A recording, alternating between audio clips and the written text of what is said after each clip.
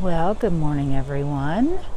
I'm going to be a little bit late getting this backyard garden update uploaded for all of you because I've just spent the past hour and a half with a plumber trying to fix a broken water line that froze out and burst during that Arctic blast.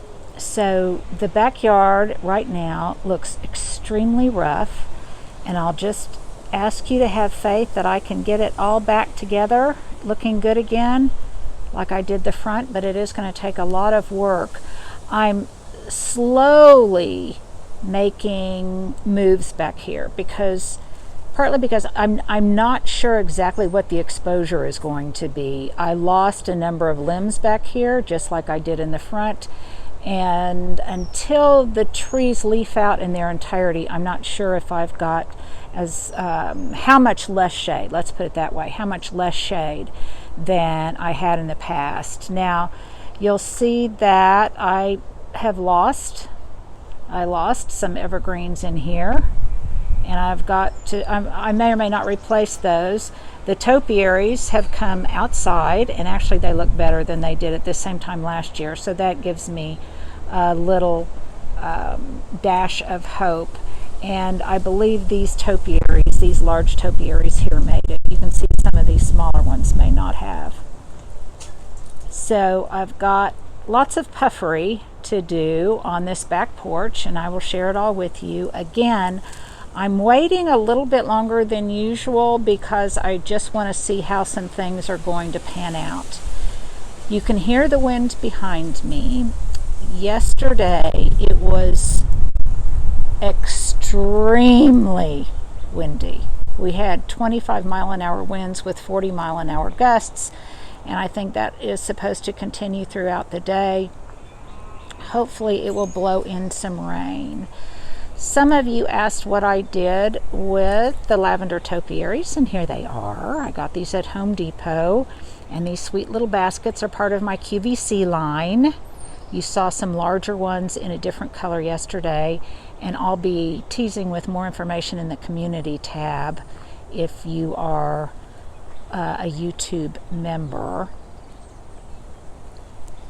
So firewood and fires in my kitchen, we're just about past that season, but I still like the way the logs look. Now you can see I've got out my hose because I've got lots of work to do, and I'm hoping that this weekend I will be able to really remedy a lot of the empty pots and the raw issues that you see right now.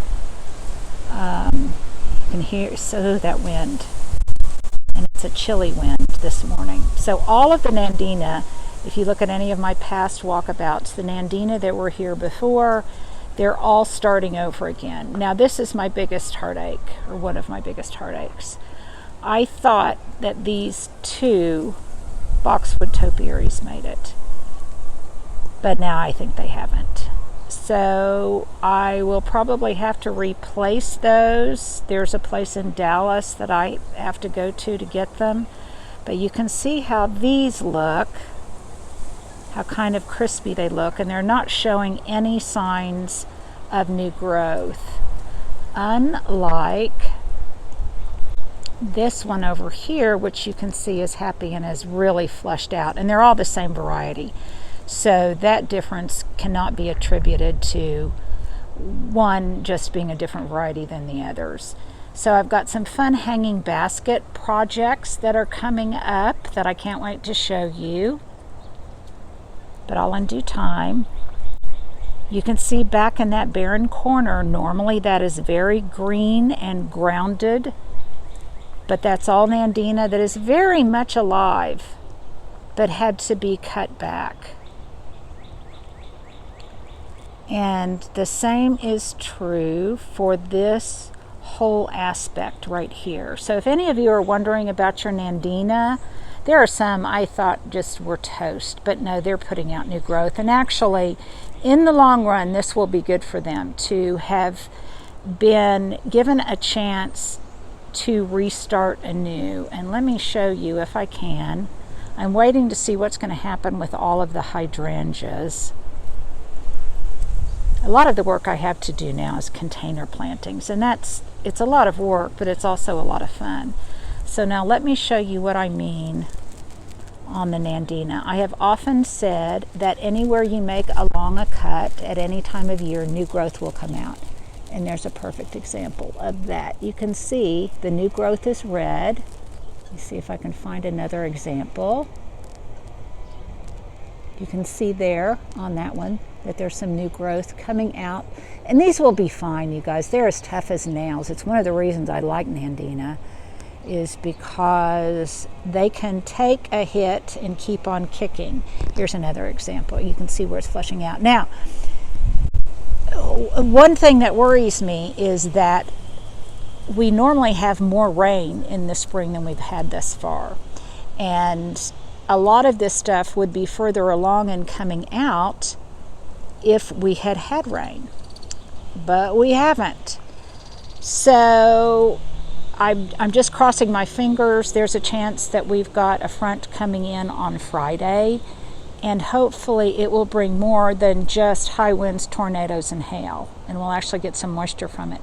Here is another Eugenia that was in the greenhouse, and it looks like it's dead, but look at all the new growth. So I just cut it back hard. I'll give it a feed, and in no time at all, it will be fleshed out again. Fleshed out and fleshed out with new green foliage. These boxwood over here look very pretty. The viburnum, look, the deutzia is really getting ready to bloom its head off in white. And I will definitely show you a walkabout after everything gets staged and looks pretty. Right now it looks very rough, but like I say, if you have faith in me and in Mother Nature, we'll get this stuff looking good again. Now, another one of my winners for this horrific winter was barberry. And oh my goodness, it looks so beautiful right now. And I've even used some of its branches in flower arrangements. It looks very springy. This is golden barberry, and there's some orange rocket next to it. There are a whole bunch of white wedding hydrangeas in there in the back, if you can see them, that are very happy, and they just need growth and warmth, and they'll be lovely. So let me kind of torque back around, and you can see that it's beaten up a bit. Certainly doesn't look as beautiful as it has in the past, but the red buds still look pretty. And you can see there where that one tree was quite damaged, and that's what I'm waiting to assess to see how much light I'm going to get to know how exactly I want to plant those pots underneath. I had 2 hollies in these large pots that flank either side of the office, and I lost both of those. So this area will be completely and beautifully staged here pretty soon. I've got lots of geraniums that came out of the greenhouse, and I'm going to pot them up in some of these planters here. I'll show you how I do that a little bit later. And my friend Monica is going to be bringing me some scented geraniums. Here's another example of just how beautiful that golden barberry is. Now you can hear chainsaws in the back because people are still cleaning up from the storm, you guys. See, I've got the hose out. I guess because I want you to see the dramatic transformation once it looks pretty again. And all of these will really be beautiful. The viburnum isn't quite as glorious as it normally is. Nevertheless, it's still beautiful, and I would definitely count it amongst the winners after the winter we had. That lattice work on the back, there has been progress made. The lattice work on the back and the fence behind it were repaired. I was playing here a little bit with some color design, and look how beautiful these hydrangeas look. They're the same beautiful blue as the ajuga and the Spanish bluebells. And I've got, this is one of the pots in my QVC collection, you guys. I'll be showing you more of that. It looks like right now I'll be on, I believe it's May 13th, an hour-long show. I will let you know exactly when. And the potager is still looking pretty rough. But all of this, you guys, it's very much delayed. Everything is very much delayed in greening up. This rose, which normally is profuse with pink blossoms about now, took a huge hit in that Arctic blast. I've got to do some pruning on it, cutting back, and hopefully it will still bloom just much later.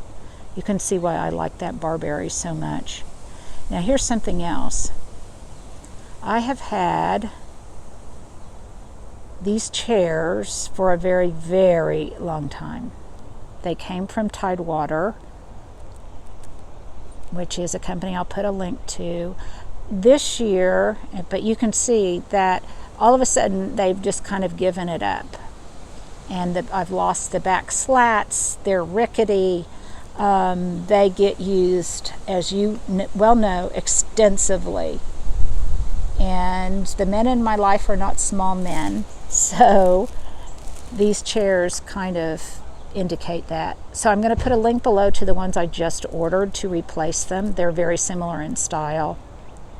The Wagelia is looking pretty and will come back out. And I've got lots of seed planting and things to do, but it's definitely a different kind of year. I have modified my strategy. I'm being far more patient. But I can whip this all into shape over the course of a long weekend. Hopefully I can tackle that this weekend, and it will look like it looked in its glory days. But I wanted to give you guys a little bit of an update, and as always, I like to show you my uglies as well as my beauties, my foibles as well as my successes. Those finials, those are also in my QVC product line. So I'll take this section by section, tell you what's going on, and hopefully bring all of this back to its former beauty. So there you go, my Wednesday walkabout in the backyard, as rough as it looks right now. You guys have a great Wednesday.